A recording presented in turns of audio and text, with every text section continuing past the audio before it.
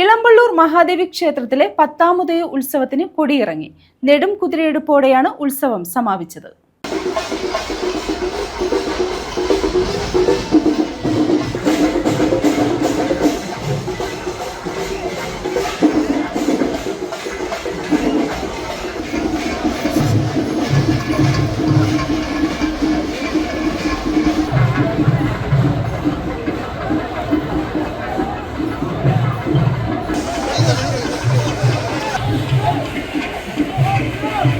ആവേശമുയർത്തി നെടുംകുതിര ദേവിയെ വലം വെച്ച് ഒഴിഞ്ഞതോടെ ദേവീക്ഷേത്രത്തിലെ 10ാമത് ഉത്സവത്തിന് കൊടിയിറങ്ങി.